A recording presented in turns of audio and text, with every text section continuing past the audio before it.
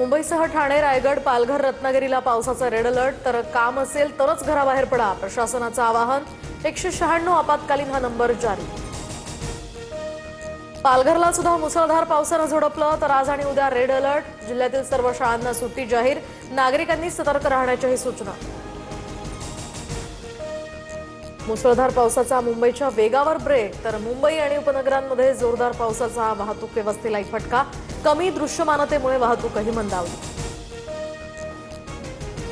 नेरूळमध्ये साचलेल्या पाण्यात विद्युत प्रवाह उतरला। 2 कॉलेजमधील विद्यार्थिनींना विजेचा धक्का। दोघींवर रुग्णालयात उपचार सुरू। कल्याण डोंबिवलीमध्ये जोरदार पावसामुळे जनजीवन विस्कळीत। अनेक सोसायट्यांमध्ये पाणी शिरल्यामुळे नागरिकांचा संताप।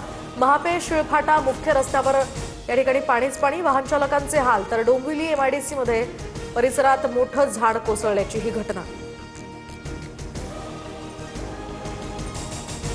चेंबूरमधील स्कूल बसवर झाडं पडून झालेल्या दुर्घटनेप्रकरणी चौकशी समिती गठीत। तर 8 दिवसात अहवाल देण्याचे आयुक्तांचे निर्देश।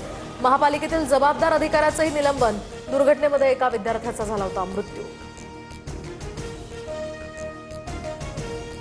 मुख्यमंत्री फडणवीसांचं नाव इन्फ्रामॅन म्हणून आदरानं घेतलं जातं। पवारांचे खासदार अमोल कोल्हेंकडून फडणवीसांचं कौतुक। तर अद्याप कुठल्याही पक्षाची ऑफर आली नाही, आल्यास विचार करू, कोल्हेंचं भुवया उंचावणारं विधान। सचिन अहिर विधान परिषदेचे नवे उपसभापती। अहिर यांची एकमतानं निवड। ठाकरेंच्या उमेदवारानं अर्ज मागे घेतल्यामुळे निवडणूक बिनविरोध। सचिन अहिर चळवळीतनं आलेलं नेतृत्व। मुख्यमंत्री फडणवीसांकडून अहिरांच्या राजकीय प्रवासाचा गौरव। तर अहिर यांनी यशाची हंडी फोडली। शिवसैनिक पदावर बसल्याचा आनंद। शिंदेंचंही वक्तव्य। मातोश्रीचं समाधान करणं सोपं नसतं, पण परबांचे प्रयत्न। नीलम गोऱ्हेंचा अनिल परबांना टोला। तर अहिरांच्या या बुलडोझरमुळे अनेकांच्या स्वप्नांचा चक्काचूर। परबांचाही गोऱ्हेंना प्रतिटोला।